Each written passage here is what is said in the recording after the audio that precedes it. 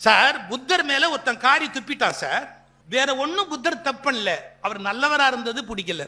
சில பேருக்கு அடுத்தவன் நல்லவனா இருந்தாலே பிடிக்காது தெரியுமா உங்களுக்கு? இவன் நல்லவனா இருக்கிறதால தானே இவனோட என்ன கம்பேர் பண்றாங்கம்பா. இவன் கெட்டவனா ஏன் இருக்கக்கூடாதுன்னு கேட்பான். புத்தர் ஒண்ணும் இல்லை, நார்மலா இருந்தாரு. அவர் மேல ஒருத்தன் காரி துப்பிட்டான். அவர் என்ன பண்ணார், தான் துணியால அதை தொடச்சிக்கிட்டு அவனை பார்த்து ஒரு கேள்வி கேட்டார். நீ இன்னும் ஏதாவது சொல்ல விரும்புகிறாயான்னு கேட்டார். நீ இன்னும் ஏதாவது சொல்ல விரும்புறியா அப்படின்னு. புத்தர் கூடவே ஒருத்தர் வராரு, அவருடைய கசின் பிரதர் ஆனந்தர்னு பேரு. அவர் சீடரும் கூட, கசின் பிரதர், அதே நேரத்தில் அவர் சீடரும் கூட. அவருக்கு கோபம் வந்துருச்சு. அவர் புத்தர்கிட்ட சொன்னார், நீங்க இந்த தள்ளுங்க, அவங்கிட்ட எல்லாம் உங்க பாஷையில பேசக்கூடாது, அவங்கிட்ட எப்படி பேசணுங்கிறது எனக்கு தெரியும், இப்ப நான் அவங்கிட்ட பேசுறேன் பாருங்க. நீங்க இந்த இடத்துல ஒண்ணு புரிஞ்சுக்கணும், புத்தர் எவ்வளவு பெரிய ரியலைஸ்டு சோல். அவர் பக்கத்திலேயே இருந்து இம்மி கூட மாறாம ஒரு மடையன் இருப்பாங்கிறதுக்கு அவன் கசின் பிரதர் ஒரு அடையாளம். ஆனந்தர் எப்ப ஞானம் அடைஞ்சார் தெரியுமா? புத்தர் மரணத்துக்கு அப்புறம் ஞானம் அடைஞ்சார். வரலாறு படிச்சவங்களுக்கு தெரியும். இப்ப ஆனந்தர் என்ன சொல்றாரு தெரியுமா? அவனை எங்கிட்ட விடு, நான் அவங்ககிட்ட எப்படி பேசணுமோ அப்படி பேசுறேன் அப்படின்னாரு.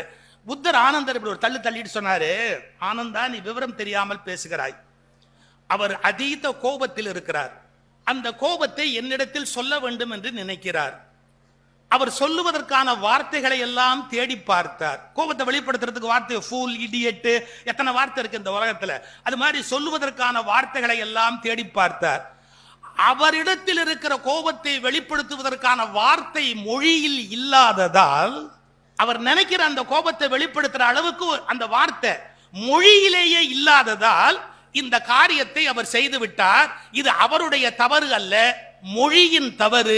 வார்த்தைகள் பலகீனமானவை, வார்த்தைகள் பலகீனமானவை, அது மொழியின் தவறு. அவர் நினைக்கிற கோபத்தை வெளிப்படுத்துற அளவுக்கு கெட்ட வார்த்தைங்க இல்ல. அவன் என்ன பண்ணுவான் பாவம், அதனால இப்படி துப்பிட்டான். அதை ஏன் பெருசுபடுத்துற? வார்த்தைகள் பலகீனமானவை, அவன் நினைக்கிற அளவுக்கான மொழி கிடைக்கவில்லை. மொழி வறுமையானது, மொழி வறுமையானது அப்படின்னார். போயிட்டார் அவர் பாட்டு, ஒண்ணுமே சொல்லல. புத்தர் பேசாம போயிட்டார். சார் இவர் போயிட்டு வரத்துக்குள்ள இவனுக்கு ஒரு செகண்ட் அந்த முகம், அவர் பேசின முறை, அவருடைய அந்த ஆறானா ஒளி வெள்ளம் மேலேந்து வர்றது எல்லாம் இவனை என்னமோ பண்ணுச்சு. கொஞ்ச நேரம் யோசிச்சான், நம்ம தப்பு பண்ணிட்டோம், இவ்வளவு நல்ல மனுஷனை இப்படி பண்ணிட்டோமே, இவ்வளவு நல்ல மனுஷனை தப்பு பண்ணிட்டோமே, இவ்வளவு நல்ல மனுஷனை துப்பிட்டோமே அப்படின்னு காத்துக்கிட்டு இருக்கிறான். மறுநாள் காலையில அவர் நதியில குளிக்கிறதுக்கு வர்றாரு புத்தர். நதியில குளிச்சுட்டு அவர் அப்படி ஈரத்துணியோட கரையேறி மேல வரும்போது திரும்பி ஓடி வந்து அவர் காலில் விழுந்த காலை பிடிச்சிக்கிட்டு கதறிக்கிட்டே சொன்னான், என்னை மன்னிச்சேன்னு சொல்லுங்க, என்னை மன்னிச்சேன்னு சொல்லுங்க, இல்லைன்னா என் மனசு ஆறாது, என்னை மன்னிச்சேன்னு சொல்லுங்க. இப்பவும் புத்தர் ஒரு வார்த்தை சொன்னார், ஆனந்தா இப்போதும் அவர் ஏதோ சொல்ல விரும்புகிறார். அவர் நினைப்பதை வெளிப்படுத்துகிற அளவுக்கு மொழி இல்லாததால் இந்த காரியத்தை செய்தார். எது காலை பிடிச்சத காரணம்? மொழி வறுமையானது. அவருடைய நன்றியை வெளிப்படுத்துறதுக்கான மொழி இல்லை, அதனால மொழி வறுமையானது. அதனால இந்த காரியத்தை பண்ணார்.